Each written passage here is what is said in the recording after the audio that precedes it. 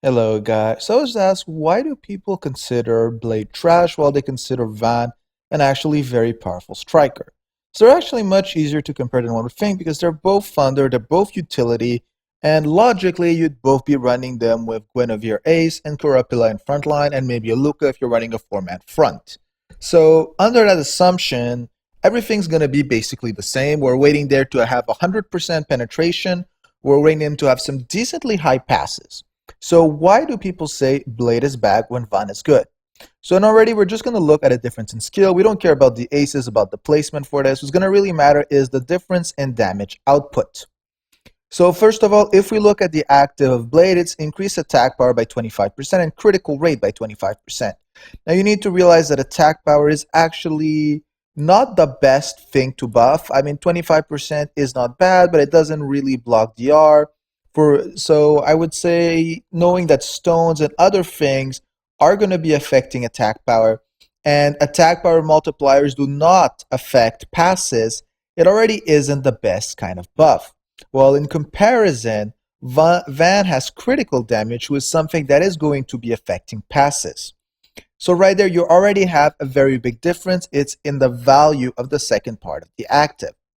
Now, the second thing is when you look at Blade, she has receiving pass effect 70%. That's actually a pretty nice skill. That just means she's going to be taking passes stronger. We know that Thunder has Askeladd, so that's not that bad. But at the same time, again, you're increasing attack power here. You're increasing attack power here. Attack power is good, but that's not just the only thing one should focus on. Because again, it doesn't multiply itself. It doesn't stack that well. So here you're increasing the attack power. Here you're increasing the receive pass effect. So all you've done, honestly, is increase the dribble. Well, in Zvann's case, he does increase the attack power. He's going to be increasing it around the equivalent of 3 stacks of Blade. So attack power will be part of it. And he gets critical damage, who multiplied with the active will again have a much bigger impact when receiving pass effects. And when critting will also be really powerful. Now the thing is, in Vann's case, it's actually a line buff, allowing the front line to be even more powerful, and when Guinevere is going to steal, because we all know she is, she has a much better chance of successfully killing the backliner she's stealing from, thanks to this buff right here. Now when we go to Blade, to our very last skill, increase critical rate 30%, action speed 30%, and penetration 30% for 6 minutes of an attack. Critical rate is, well, fine. Thunder doesn't have that many problems with critting, so it isn't a big issue. Action speed 30%. All of them generate action bars, so it doesn't even matter. And penetration is the only part of the skill that I would say actually has value, because it is going to allow you to change stones. But the thing is, you can't even take advantage of this because you would need Guinevere Ace, and reroll one of the stone slots for something with more potential. So once again, you're not gaining unless you're throwing dimension stones at it.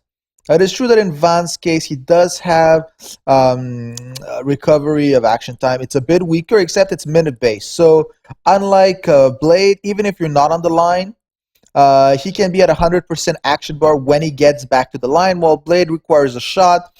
And even if she's at 75%, you don't have any proof that you're going to be able to give her back the ball. So even the action bar recovery in Vann's case is much better.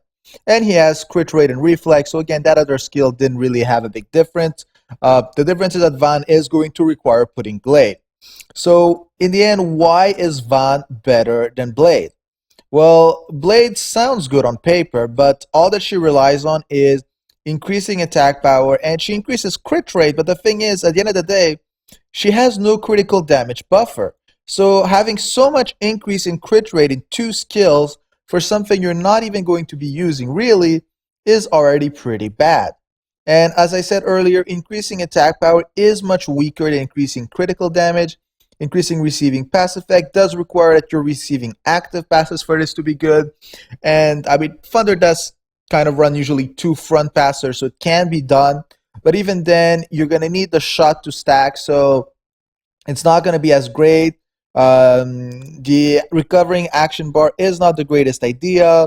She does have penetration, so it kind of causes problems in the stone build because she could have used something else. So this is why people are much more often going to consider Vann the better striker.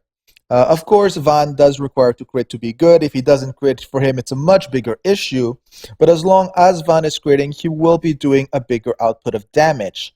Um, if you look on the forum, there's the damage calculator. So if you want, you can fill in all the stats of both of them. Knowing that both of them can reach 100% penetration quite easily using Guinevere Ace, throw a Corrupula, because again, that's the form you're going to be getting. Throw a Gladaris for 2 Ardor critical damage. I mean, stone-wise could be exactly the same. The difference is that Blade doesn't require Gladaris, but then what stone are you fitting in that slot, which then becomes a bigger issue.